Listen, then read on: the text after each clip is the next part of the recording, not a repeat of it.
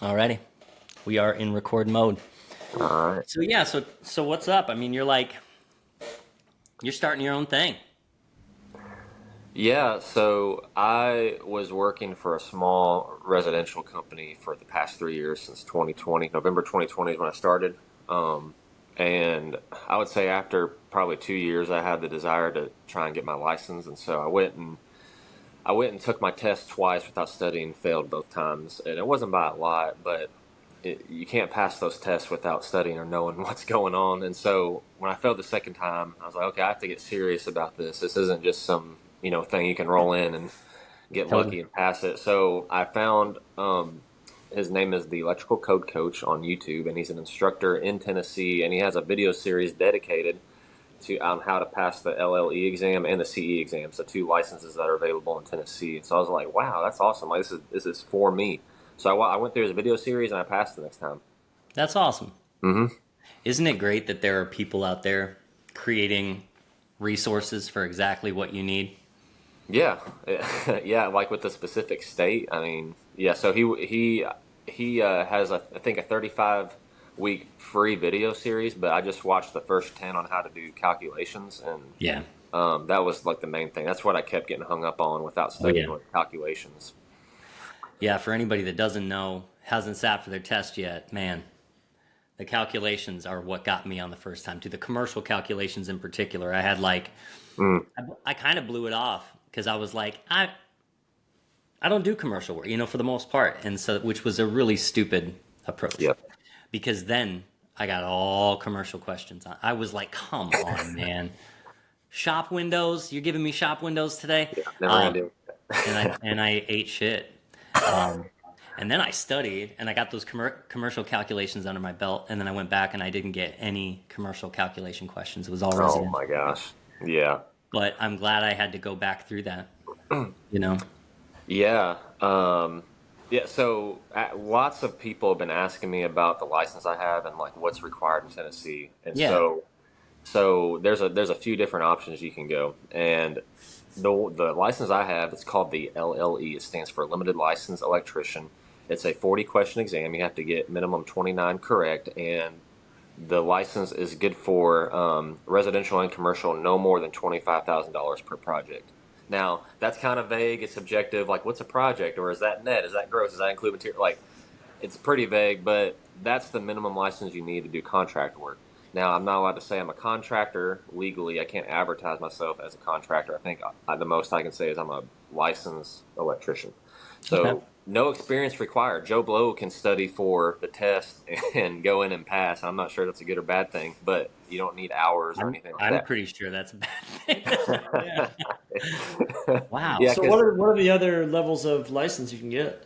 yep, so that's the minimum. The next one is called the CE. I don't know what that stands for, probably contractor something, but that is an actual contractor's license. So it's a 100 question exam instead of a 40 question. I'm sure that's more in depth. And then you also have to take the business and law exam at a separate time.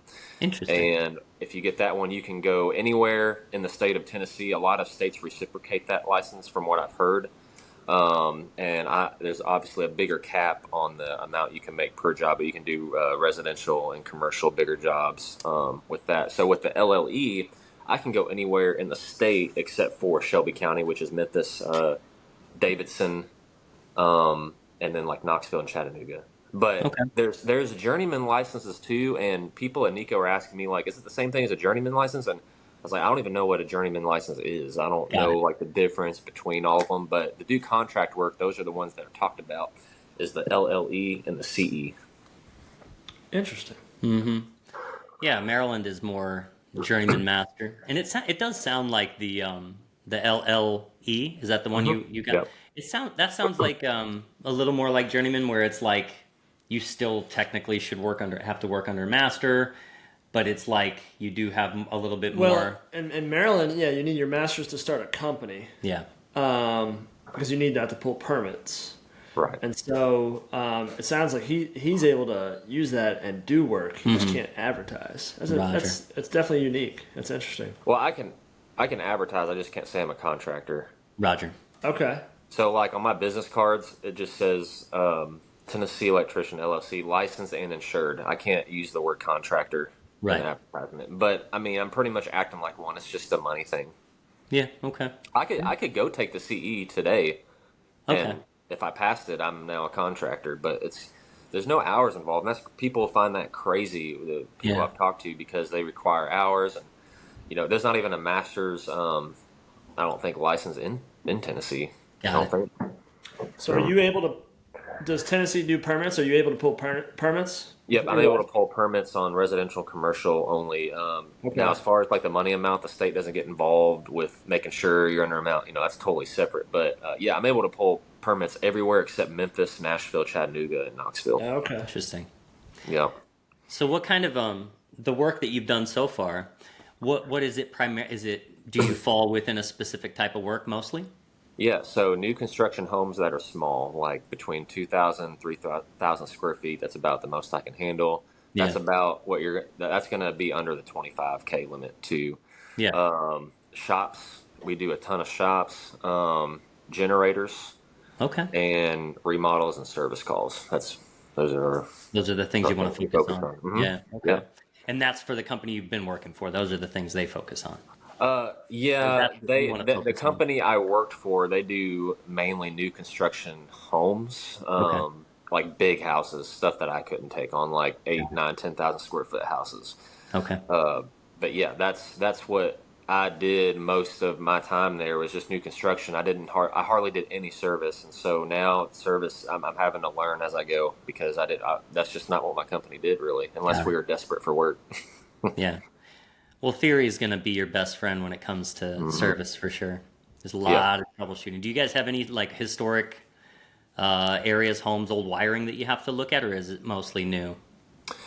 Yeah, I actually, almost done with my trim out on my first house. It was a whole house rewire. House was built in like the late 1800s, early Wow. 1900s, and at first they wanted me to come over and just look at it and add a receptacle here and there, do some like minor things. Well, they had all the walls torn down. When I showed up, I noticed it was all knob and tube. And so what I told I know this is my opinion. Everyone, they may handle this differently, but for me and my conscience, I just told them, look, it's either going to be a whole house rewire or I'm not going to touch it. So you can decide what you want to do. And we just end up doing a whole house rewire. That's how we do it. Yep. Yeah, it's like there's people out there that will touch it, and that's fine. Yep. But it's not. We don't want to get involved. Yeah, You it's just know. too much of a liability thing. Yeah. And they're So just not like what most people want to do is they want to add new technology in their home. They yeah. want to have like rounded receptacles and they want to have, you know, smart switches and they want to, ring, Hmm. they want to bring it up to modern standards and it's just not ready. If you're coming off historic wiring, yeah, there are code provisions and you can extend, but it can be a nightmare and a lot of liability. Yeah, yeah. So I'm almost done with that. That's the oldest house I've ever worked on. But a lot of people are moving out here to Fayette County out of Memphis, and so there's a lot of new homes being built right now, and a lot Okay. of generators being put in. We're out in the middle of Tornado Alley, and in the spring and Mhm. summer, I mean, power's going out all the time, and so everybody's wanting generators. So we do a Yeah. lot of those too. So the company that you've worked for does generator installation and maintenance, or is that Um, something you want to do moving forward with your company? Yeah, so yes, we did do generators. Like we would install an ATS, and then sometimes, depending on if my boss bid it, we would do the actual hookup to the generator. As far as maintenance, no. Like the most we would do is just if they got the generator and they want us to hook it up, we would go ahead and just hook it up for them. But Okay. And this but is yeah, like portable generators mostly, or standalone whole house? Uh, both, both Okay. right now. So, but to answer your question with my company, yes, I do want to do more generators. We do, but we actually do more portable generators. And so, what Mhm. I've been doing a lot of lately is the cheaper route to go if you don't want to spend thousands of dollars on whole house generators. Do those generator inlets. So we Mhm. install those 50 amp generator inlets. A lot of times we can just pop out the back of the panel, out in the Mhm. brick or the siding, and we put the interlock kits in and that's usually if you have the 50 amp generator, it's good enough to run, your fridges, you have some Yeah. lights, and depending on, the tonnage on your AC or your furnace, you can run that as well. So Yeah. that's what I have on my house. Cool. Cool. I was gonna, I worked for a company that did a lot of it was the guy's whole model was based around generator installation and maintenance, and I learned a lot just by like watching him run that model. It's a real cash cow, honestly. It's like if you can get a foothold, what he made most of his money on. I mean, obviously the installations are a nice chunk of change, and he also had these maintenance agreements in place where, I mean, it's recurring income, and he had thousands of generator clients paying $300 to $500 a year Yep. just for the maintenance, just going out and changing the oil and Yep. checking the systems and running analysis. So it was a real good business platform. But the thing that I noticed was there was a lot of inventory. It was a lot of like overhead. So he had some deal with Generac because he was sold Okay. so many Yeah. that they gave him this, like, I don't know what the deal was, but he had an entire warehouse filled with everything from 22 kW down. And I mean, so every time they did an install, he wasn't like bringing them in. He had them on hand, and he could actually had a deal where he could sell them too. He could be like it was an interesting model, and just high overhead, but it seemed like it really paid off for what he was doing. Yeah, that's something we had talked about recently, me and my buddy, about generator maintenance. So that's something we may need to be putting out there for our customers, once a year, uh, handling that. It's a really good move because what you'll find, what I experienced there was that anytime there's a storm, it is a shit show because the Yeah. people who don't have maintenance agreements and haven't changed the oil in that generator in 5 years and haven't checked to make sure that the control panel's still functioning. They've even stopped listening for the generator to come on. You know what I mean? There's a thing where like we invest in something and then we just kind of forget about it. That's our nature to some degree, or like I don't want to spend more money than I've already spent on this thing. But when the time comes, anytime there was a storm, the Hmm. phones were ringing off. Oh yeah. And so it's a real moneymaker. I mean, generators are it's a big deal. Yeah, we had a huge storm come through back in August. It was just a big windstorm, straight line winds, and it looked like a tornado came through here. It was just straight line Mhm. winds, and lots of risers knocked down with meters, and had to replace those on poles. But then, shoot, I think we were out of power in my area for 4 to 5 days, which is like one of the longest times ever around here. And getting phone calls of people wanting the generator inlets, because they're quick and easy and cheap, and it works with portable generators. And then so we were Mhm. doing a lot of those, and then at the same time, if you let too much time pass, the customer's like, oh, that's probably never going to happen again. What are the odds? And then so Mhm. we had some customers who initially reached out and wanted that, and then a few weeks would pass and like, oh, I think we're good. Yeah. I mean, and it's always the case that as soon as you install a generator, the power never goes out again, right? Yeah, yeah. So is it you and one other person, or what's your setup right now? Yeah, so right now, me and one of my local friends here in town, Tad Lindsay, we worked for separate residential companies in town, and so what we did is we had already been doing work together, and so we both quit our full-time jobs. We both were licensed. We both created our own LLCs, and so essentially what we do is sub each other. But on Okay. the outside, it looks like we're business partners, but we're not. We're completely separate entities. Separate bank accounts and everything. And so pretty much how it works is whoever gets the job gets 10% off the labor, right off the bat, and then from there we just work together on the job. So it works It's a because cool idea. we're both helping each other out and bringing stuff to the table. Cool. Okay, interesting. So it's like a collective. I like that. Yeah. Hmm. It's like you're pulling your resources basically. Right. Yeah, You know. so we didn't really see a need to be combining stuff and being business partners. Just in case one of us walks away or something doesn't work out, it's just a simple handshake and you move on. So, Right. I'm not sure if our way. I mean, I'm sure there's cons to our setup, but we just felt like that right now, at least, that's what we're doing. That's cool, man. Who do you draw? Who do you have anybody that is a coach or like a reference in regards to like getting moving in business? Because there's a lot to it. Yeah, so I've talked some to my friend Josh McMahon. I can't remember his Instagram handle. I think it's just his name, but he's out of Virginia, and he's a project manager for a big time builder out there. And so him, and then the tool hacker Brent Taylor. I don't know if you know him or not, but he's Hmm. been instrumental in all of this too. So Cool. yeah, That's but that incredible, man. I really like that you're moving. I feel like so obviously we say all the time there's like a lot of things a lot of applications, right? You could do anything with this skill set, but there are those of us who are like kind of hell bent on starting a company and developing something from yeah. the ground up. There's something exciting about that. Yeah, and I would say too, I mean, I've only been in this for 2 to 3 weeks on my own, and Okay. we're doing the manual labor and the billing, everything. But I will say I spend more time thinking and maybe just more hours and everything else except the actual install. Right. But that's Like, business, man. That's yeah, you got to mhm, build that brand and that takes time too. It's like it's funny because it's not mhm, seen as like when you think about the trades, you're not thinking about advertising and marketing and mhm. communication. It's like you're typically like, how do I get in here and get these jobs done, which is a big part of it too. It just depends on what you're trying to do. A lot of people will just Yeah. go on like reputation alone or word of mouth, which works great too. It just depends on what you're trying to do. Yeah, yeah. So Tad's been in this area for a really long time, and I don't even think he's marketed really at all, and it's just word of mouth for him. But for me, I have to put myself out there because I'm not from this area. So, But um, you do have a big social media following, which has got to be, I mean, as far as like a marketing foothold or head start, that's got to be great.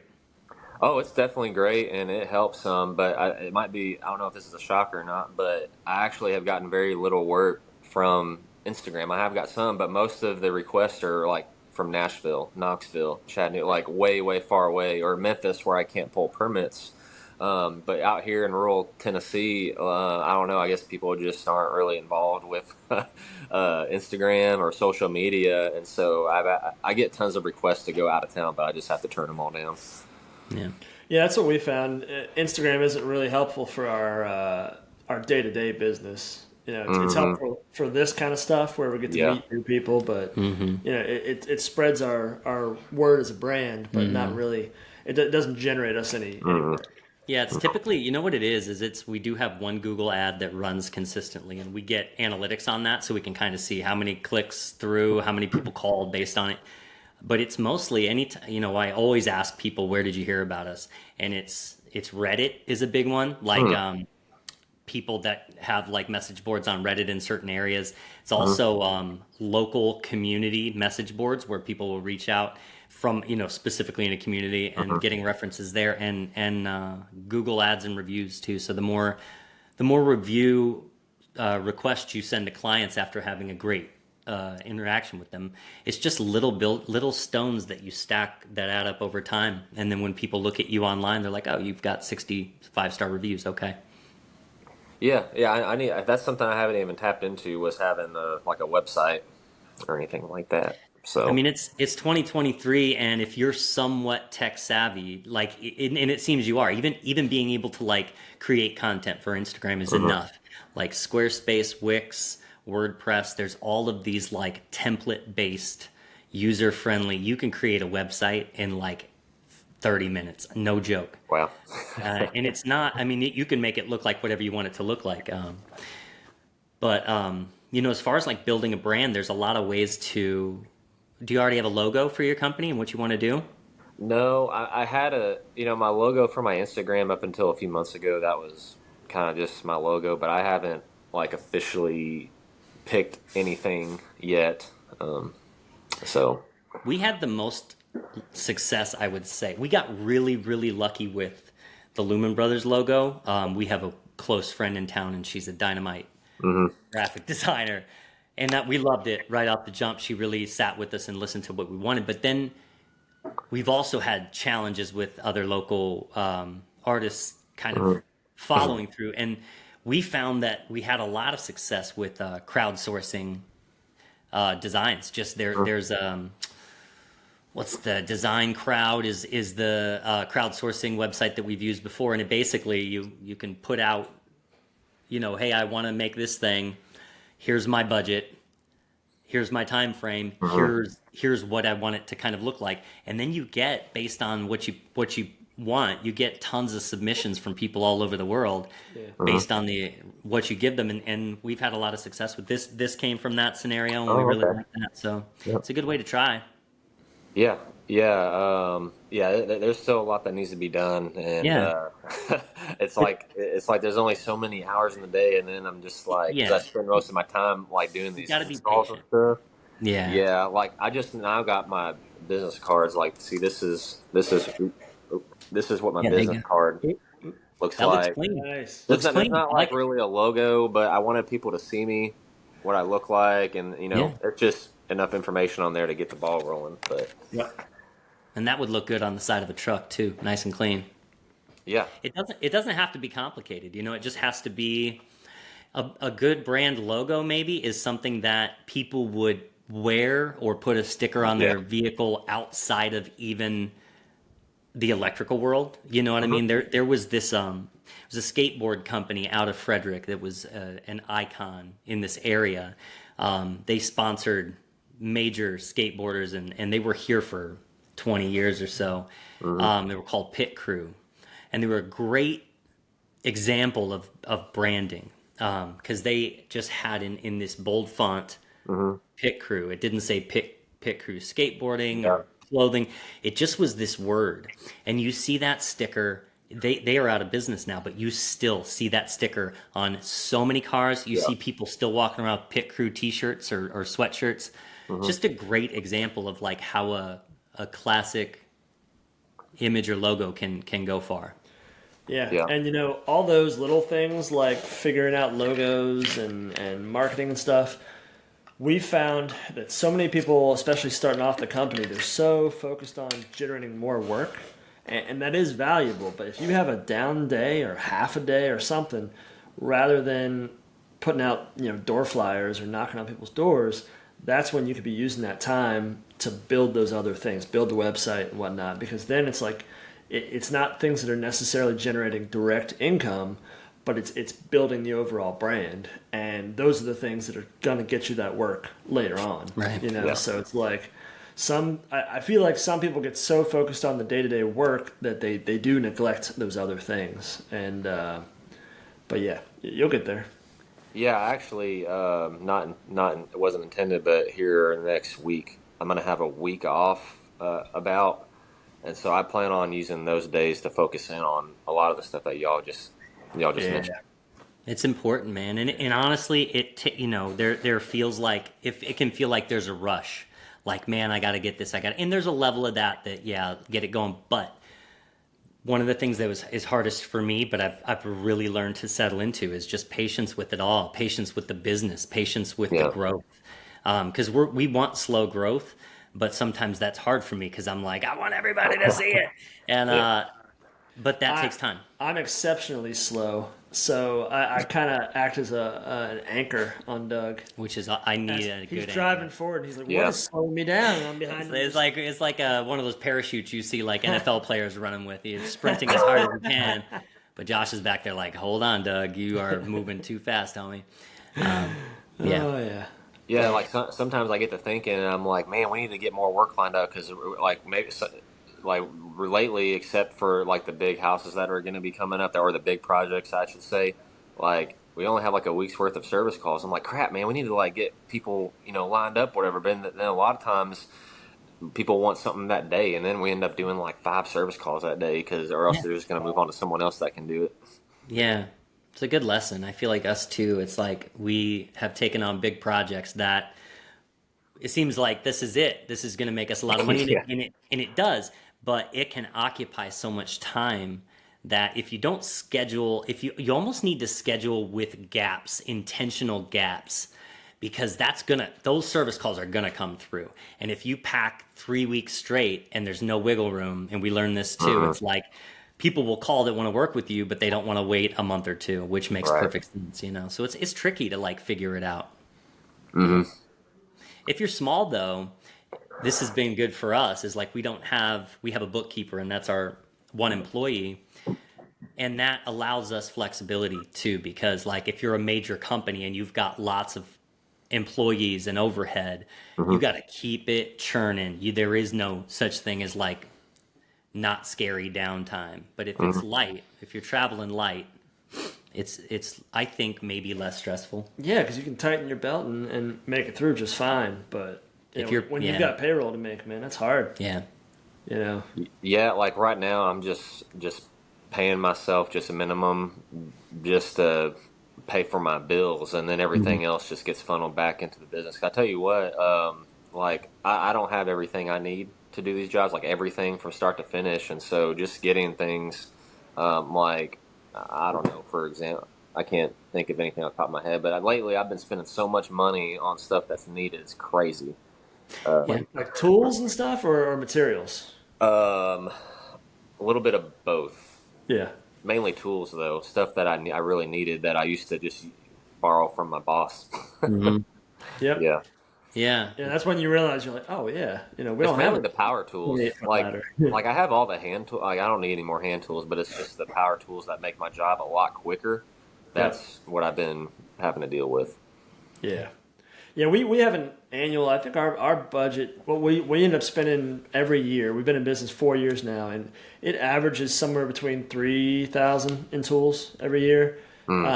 Just little things we acquire here and there, one random big purchase. Now we've got every size extension ladder at this point. We've got, A-frames up to 12 foot. So it's just like, yeah, kind of as we need them for a job, we buy it and we accept that it's just something we're going to have in the future. Kind of slowly building that inventory of tools. But it's pretty exciting when it's like, all right, buying tools has always been great because we love tools. But now you're like, we need this for business. This is great. Yeah, I mean, even for me, I don't know what y'all did, but I had hired an attorney to do all my LLC stuff because I started making an attempt to do it. And then I was advised, like, you should really get an attorney because one screw up can just mess everything up. And so I started getting nervous. And so then, had to hire an attorney to start, get all my stuff lined up. So it's just a lot of startup costs. Yeah. Those are good costs. So it may seem like a lot. It's like our bookkeeper, we couldn't do this without her. It's like she's a goalie. She's not letting anything, like she's always on us. Like, what about, did you guys do this? Check this. I'm missing receipts. It's like she's always on us. And if she wasn't there, we would obviously have to pick up the slack, but it's not, it's another thing. She's worth every penny. Yeah. I'm all about funneling out work that, I'm not familiar with. And so I know there's a lot of DIY people out there. I mean, it's no different from a homeowner trying to act as their own GC. I can't tell you how many times I've been involved with projects where the homeowner just wanted to bypass the builder and there's just screw ups from start to finish because they want to try to save money. And, I don't know in the end if they really did save money or not, but there's all kinds of screw ups involved. They probably don't. We found one of the biggest situations with that recently. Just it's little things you don't think about, but we had someone being their own GC, and we were a few weeks into the project, and we had left bags of trash and plaster there, and they asked us, when are you going to take this trash out of here? And we're like, oh man, see, that's what the GC normally does, but we didn't discuss that ahead of time. If we had discussed that before we even got started, I'm sure they would have been fine either dealing with it or we would have accounted for it and put some time in there for it. But it was just one of those little things that we're so used to when you work with a GC. They handle trash or they handle systems are in place. Yeah, there's for efficiency. I feel like that's where if a client's GC in their own project, it's efficiency that lacks. All those systems that are in place with the GC where you're like blam, blam, blam, blam. Yeah. They were doing stuff out of order. Trying to get us back into like do things when other things weren't even, they haven't touched, their plaster's still not repaired. It's not their fault. They just weren't, they didn't know. Yeah, we had a project recently where we kind of did part of the rough end for this homeowner acting as his own GC. Well, he didn't want to use this for a service, so he did his own trench. He got his little trencher thing out. I don't even think it was deep enough. And by the way, all the permits were pulled in his name, so we're not legally held liable. But he did his own trench, and instead of buying 442 like he was told to buy, he bought 4442. So he had an extra conductor for no reason from the meter to the house. So he ended up spending a few $100s more on the wire, And then in the process, he hit his pressure tank for his well with the trencher. And Hmm. then for his well wire, he didn't use a UF. He used like that. I guess it's I don't know what it's called, like the submersible wire that's in wells. Like Um, a SO cable or That something is it. like That that. stuff yeah, that's yellow stuff. it's like red, black, and green twisted Yeah, wire. And yeah, he did his research and thought that was okay to direct bury when obviously it's not. And so yeah. he already did it, when he showed up. So a point being is that. And then when he wired part of his house, he had all kinds of stuff wrong, tying in the kitchen with the bathroom with the. I mean, Hmm. so yeah, it just didn't work out well, and he ended up spending more money if he would have Oh, yeah. just let us do it. I will point out, we've learned in 4 years that the one thing we are more than happy to let a homeowner do is trenching. um, because if you hit that pressure tank, that's a different situation. If you don't dig it deep enough, you're redigging it. We'll give and that's one thing that people will ask too. They'll say, "Can I save money on this project if I trench?" And we're always like, "You sure can." Save our backs. Save our too. backs, and we just give them the dimensions, and it's on them. So, Which is nice. As you get older, you come up with things like that. You're like, yeah, man, you want to dig it? Rock and roll. Yep. but is Sounds there a awesome. separate permit for y'all? Like for us, we have to pull a permit specifically for the trenching. No, sometimes there's a different inspection. They just want to inspect the trench before we close it up, but it's not a different permit. No. We had an inspector one time, maybe our first big job. We still, Uh-huh. every time something happens on a project that's notable, whatever was said typically becomes part of our daily lexicon where we say that a lot. So for example, we're at this job and we had to dig a I don't know, 100-foot trench. probably. Um, and we did. And so the first part of that inspection is just a general trench inspection. They Right. want to look at the depth to the top of the conduit. So this dude comes out from Baltimore County, and inspectors are all different, right? You Right. get thorough ones, you get ones that were master electricians, and then you get funny ones that don't really want to do anything. And this guy gets out of his truck, and he walks up and he looks at the trench, and mind you, it's a standard trench. It's what, 6 inches wide, 20 inches deep, probably. and we're crisscrossing, navigating this thing, getting over it, blah blah blah. So he looks at the trench, says, "Hey, that looks good," and we're like, "Well, we went ahead, we've got the rough-in done in this garage. If you want to come look at that," and he goes, "I'd have to walk across that trench. How am I gonna get there? How am I getting?" And we were like, "Well, you could just step across it." And he goes, "Not me." What if I fall in? He said, "Not me." So we say "not me" all the time. If it comes in, we're like, "Not me." He was going to go into the house and he heard that there were dogs barking inside. And before he even asked if, they're put away or are they friendly or any of that, he goes, there's dogs. He just turns and started walking away. And Doug had to be like, sir, it's okay. They're put away. He's like, what if they get out? It's like, Not me. there's a lot of scenarios that could happen, but we're Yeah. telling you they're put away. So yeah, Yeah. that's our thing. Not me. We need to make T-shirts that just say "Not me." Not really. Yeah. So he had to come. Did he come out the back door to look at the garage, or did he do it a separate time? I No, can't he remember. asked us to lay a board across the trench and make sure it was stable. Yeah, So he didn't want to Wow. slip and fall in that trench. Oh my goodness. Didn't trust his own legs. Oh You my gotta trust your God. legs, people. You gotta trust your legs. If you can't trust your legs, let's start doing some squats. You know what I mean? If you can't get across an 8-inch trench, we got to do some lunges. Yeah. Well. I'm sure this is the case everywhere, but a lot of times the whole inspection process is so political. Like, there might be a beef between the inspector and some electrical contractor, but then he's buddies with this electrical contractor, so he doesn't go in really and check anything. Like I've known an inspector to just pull up to a rough end and he just walks out of his truck, puts a sticker on the panel, and leaves. I mean, have him not on good. camera. I mean, he don't walk through it or anything. And yeah, but then if he doesn't like the person, if they've had issues in the past, then he goes and nitpicks stuff and makes their life miserable. So Isn't that funny? there's a balance there because we like to stay on good terms with inspectors. Right. And a big part of that, I mean, look, if you do good, clean work, they tend to appreciate that. And if Yeah. you're essentially making their job easy. But then you also, I think a lot of people lose respect for inspectors, but I've had them catch things on my jobs that Sure. have That's saved good. me.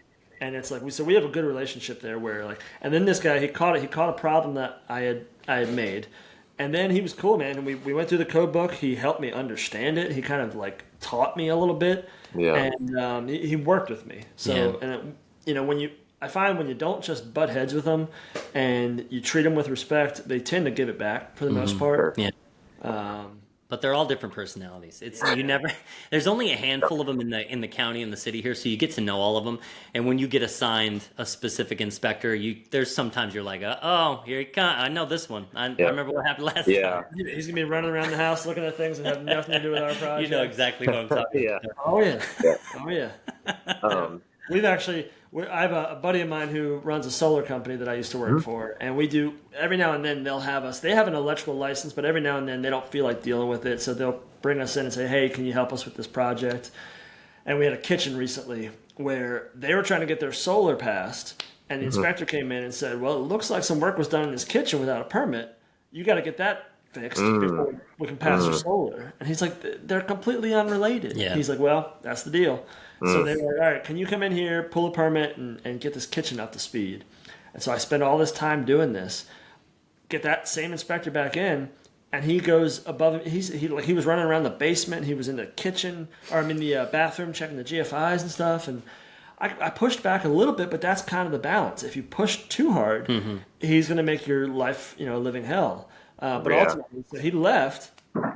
My buddy from the solar company is a little more willing to butt heads with people. And he just kind of took it up the chain and found this guy's boss and the next guy's boss and met out on the site and said, "This is ridiculous, man." And so every now and then you hear these situations where you have to go above and, higher in the chain with an inspector to fix an issue. And it's always a bummer when you have to do that. That's like the ultimate, like, let me talk to your manager. Yeah. And something I've had to do and still do is like with my former coworkers who I hire out sometimes on weekends now or after work for them, their side hustles or whatever. For a lot of people, the understanding is if the inspector doesn't say anything, it's okay, and that's completely false because the inspector, for one, can miss something or he doesn't care or doesn't check, and that's something I've had to learn on my journey and. Because I would make habits or do practices that were actually not good, and the whole thing was, well, our inspector never says anything, so it's fine. It's like, no, that's not always the case. Right. So I've had to filter all that stuff out, the past couple years. I saw one recently. Sometimes you get called into newer construction. I don't think this one was brand new, but it was a house that was built in the last 10 years, and it's a development. So you've got your electrical pass sticker on the panel door, and I opened this up to install a surge protector in it, and there were just so many violations in this panel, and it was like, how did it happen? Like, they had a bunch of multi-wire branch circuits on tandem breakers, so they're on the same phase. Your two wires are phased up, and there were like 4 of them, and it's like, these neutral wires could have just burned this freaking house down. And so, I make the corrections. There were there's a bunch of, they should be on 2-pole breakers. There's all these things that it's like Frederick County would not let this fly. I think it was Howard County that went and looked at it. It's like, which is, I've had inspectors in that county too be really thorough. So it was just like, what's the situation here? Was it a new build? Did the builder have some sort of arrangements? How would an inspector look at this and say, sure, that'll do? The one I had at the kitchen, man, it was like, I don't know if you've ever seen the old show with Columbo, where it's like, one more thing. He was halfway through filling out the past sticker, and he would go, "Oh, let me check something real quick." And he would scramble off to another part of the house that had nothing to do with me, and be like, "Oh, yeah, see, that's what I thought. You got this." I was like, "No, man, you were so close to passing me." Because that's what we always talk about it. It's like, and it's whether it's an inspector with us or us with a homeowner. It's tricky, right? Because where do you stop with unraveling the challenges? You're an electrician. You go into a house. You're doing a project in one part of the house, and you spot something that's sketchy in another part of the house. We all, as electricians, want to do the right thing. We say, "Well, that's got to be fixed," but you can't force a customer to spend money, and you can't do it for free. Otherwise, you won't stay in business. So it's like finding that balance of talking with the customer, hoping they'll be willing to correct it, but also if they're not, keeping your hands off that portion of a messed up project, and being able to sleep at night. It's tricky. Yeah, especially starting out because I have to get whatever I can take, Mhm. Yeah. So Just keep in mind there are some things that you can't there that aren't optional in those situations, and the one we see more than anything are sub panels. Like somebody's got a sub panel in the basement or the barn, and they want to run something off of it, and you look in, and almost every time there is not a separation between Or there's the no ground and the there's ground no, and conductor. There's no neutral. No neutral, and oh no, so neutral, really? if you're running a sub panel with no neutral, you're not separating the grounds and the neutrals. You're creating electrical loops effectively. I've seen it done where like there was a sub panel recently that was run, and it was run without a neutral, but it was being utilized to just power 240 volt equipment that didn't have neutrals to it. So it's like, well, I can't come off this panel. Well, because that's really common with in our area, at least, with a lot of HVAC equipment. They'll run, and they don't necessarily treat it as a sub panel per se. It's kind of like a combiner box. Like none of the circuits coming out of it need neutrals, and it was intended just for HVAC equipment. But then somebody, electrician will come in on the side or on the weekend and add a 120 volt circuit out of there. Yeah. But and then somebody else spots that and they're like, oh, it's just a sub panel, regular old sub panel. So they start adding circuits out of it. Yeah. And so customer wants you to come in and add a circuit out of it, but you open it up and you're like, all right, there's no neutral. It's like, can you do that? What kind of wire are they running where there wouldn't be a neutral? SE, just like a or 2-wire with a or a 6.2 Romax 6.2 or Romax. something. Yep, totally. Yep. Really?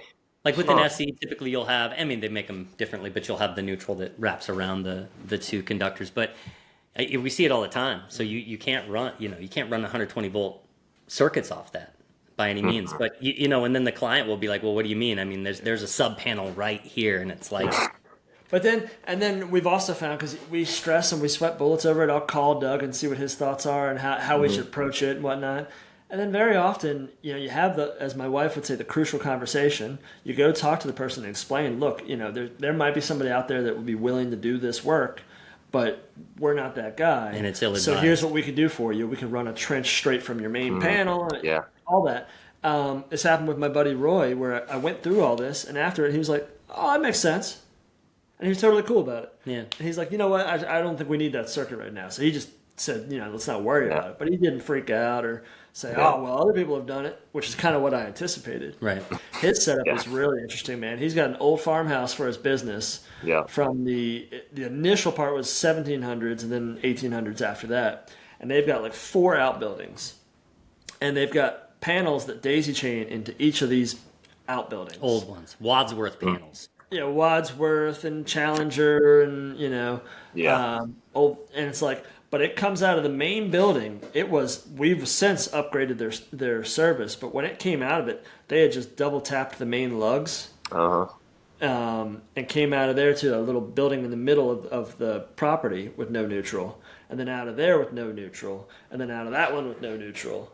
Who's doing this work? Are they electricians or are these the homeowners doing this stuff? This farmers. Farmers, and the work was done in the 1950s, 1960s. Farmers, man, they will get it done. They have their time constraints. They know it all. They're the jack of all trades. Every time we go to a farm, it's like, nope. Yeah, It can't do it. Some of our and look, the heartbeat of America. I love them. Yeah, but they get it done. We spot it right away. Yeah, that's the thing. Just because it functions doesn't mean it's gonna be good. You're safe, yeah. That's crazy. Yeah. Well, hey Cam, we know you're on a time constraint today. I did want to talk to you real quick. When we first met you, and we first found you online, you had this social media platform that like blew up overnight. It really went from regular dude doing this thing to like what's your followership on Instagram now? 50 grand? 53. Yeah. But it all seemed to start with this argument that people had over the code and distance from a staple to going into a box, and then acceptable length of cable from and this concept of service loops. Service loops, that's what you call them, right? Yeah, service loops or courtesy loops, whatever. Yeah. What's your experience of that? What was it all like? How did it affect? I mean, it's like the algorithms are interesting because even if people don't like what you're showing, which electricians are going to jump down everybody's throat all the time, it like aids in the success of your posts, right? Yeah, yeah. So first of all, the service loops, that's how I was told to do them. Whether Right. it's right or wrong, that's how my company wanted it done. And yeah, so I just started because I would just make it a piece of art. I'm like, heck, I mean, if I'm doing it, I might as well make it look good and put it on Instagram. And then it caught traction, and some people love it, and then some people hate it. Like you say it's code violation, too much cable length, and I'll admit on some of them they were code violations. Some of them were over 18 inches. The 2017, which is what Tennessee is on, is 12 inches, but then 2020 and 2023 is 18 now. So some of them were like barely over 18 or maybe right at 18 or a little bit under. And then, using the big staples and putting like 7 or 8 wires under a big staple. That's what I was told to do. And it's a code violation, but Yeah. that's just how I was told to do it because they wouldn't Right. buy stackers or anything. So, but yeah, yeah. So I started just posting that, and people liked it, and I think the algorithm really thrives off of controversy. Yeah, it does. I would read the comments, and it would be pretty split. Some people would be losing their minds. Other people would be like, Yeah. "Nah, this is the way to do it." Yeah. And but it was really interesting. And Uh, you did a post the other yeah. day that I was gonna repost, but it came down too quickly. But just talking about people just with a lot of hate coming after Oh electricians yeah. and not supporting each other.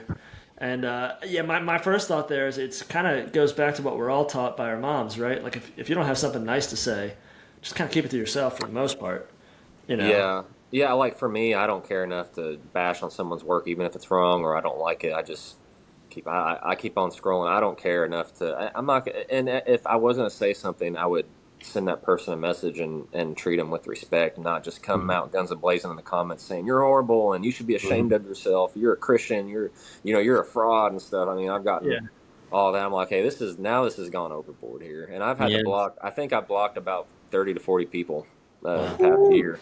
Yeah. Wow. I mean, Yeah. I don't block people just because I disagree, but there's been things said that have been, crossing the line, Yeah, and I'm people are, like, people are nasty, man. yeah, I yeah, usually find that it's not always the case. A lot of people that are like trying to say something and trying to help, but I usually find the ones that are the nastiest are not contributing to anything good in regards to like posts that teach anybody anything. They don't have much.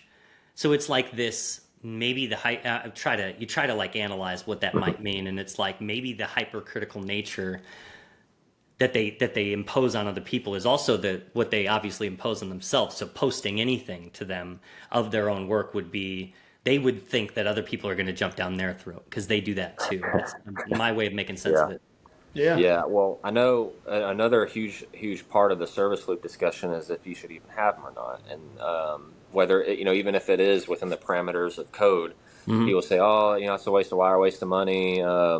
If it gets hit, it's not my problem. That's just a service or you know, charge them for rerunning the wire, and so that I mean, everyone's philosophy is going to be Yeah, different on that. I don't like and that's have my opinion. have, yeah, well, having my own company now, like I actually don't think big loops are necessary at all locations, like I was Yeah. taught.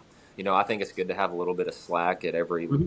receptacle because I tell you what, I mean, our sometimes our wires in the boxes, in a receptacle box or a switch box, I have them tucked back as far as possible, and then Hmm. some idiot who's using a rotozip doesn't care and still cuts through my stuff in the box. Now I can either leave loops there so I can pull down slack, or I can make it this huge project and have to repull stuff. And I just don't want to Yeah. have to deal with that. Some people may love that opportunity to be able to charge a customer, a lot of money to repull stuff. That's just not how I operate.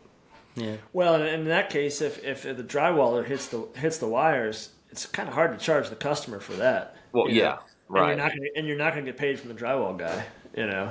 Well, yeah. Good luck getting your money from him because he's probably long and gone. So, yeah, but yeah, I still practice that, and I try to make it within code now. Yeah, and that's the interesting thing is most of that's opinion based. If there's obviously a code violation, there's a code violation. But if there's Right, not, and you're within the parameters, then it's right. an opinion based argument, and it's interesting to see how angry people allow themselves to get over an opinion based argument. Yeah, and so I've started using stackers, and I'll put two in each little slot, so you can fit like two for like eight. I think like on a four gang maybe or a three gang. Mhm.